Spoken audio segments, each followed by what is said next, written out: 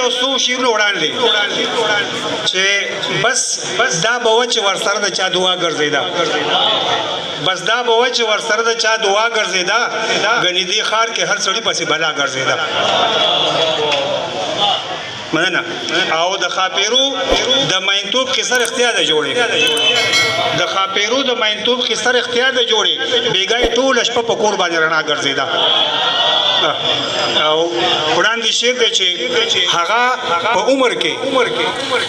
افغان صاحب هغه په عمر کې بس ما نه دومره لویه ده چې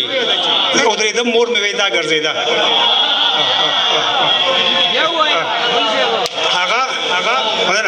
هغه په عمر کې بس ما نه دومره لویه ده چې زه ایله کټ ته ودرېدم مور مې وایي دا ګرځېده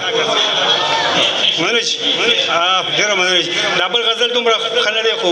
برداشت پکوي چې دې بعضو له چې زه هډو واښه نه اچوم دې بعضو له خو زه هډو واښه نه اچوم زه رقیبانو ته په دغه وجه خوله نه اچوم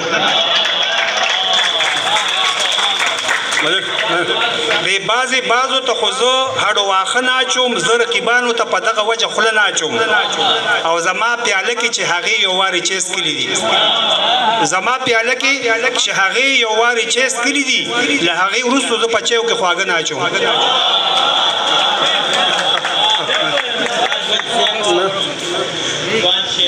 زما پیاله کې چې هغې یو وارې چیس کلي دي له هغې وروستو زه په چیو کې خواږه نه اچوم او زما خدمت که کوي داسې چې خلک ومني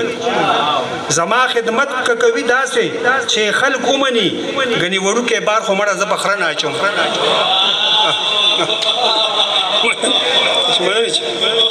مننه جي او شعر دی چې ستا په سر کراته هر څومره خبرې کېږي دا ستا په سر کراته هر څومره خبرې کېږي د یاره دا خبرې زه په زړه نه اچوم او شعر دی چې زه د پریوتو نه پریوتو سره هم پالمه زه د پریوتو نه پریوتو سره هم پالمه خو داسې هم یم چې سلام په ښه نه اچوم مننه جي مننه او شعر دی چې دی نننی دور کې دومره شرافت هم ډیر دی دی نننی دور کې دومره شرافت هم ډیر دی چې سرګړ زنستم نسوار قدر هم زنا اچوم او مقصد چې هغې ویل چې په زرګل باندې پیریان راولي هغې ویل چې په زرګل باندې پیریان راولي هغه چې کلي ته راځي نو زه رانجه نه اچوم مننه جي او دې بعضو ته چې زه هډو واښه نه اچوم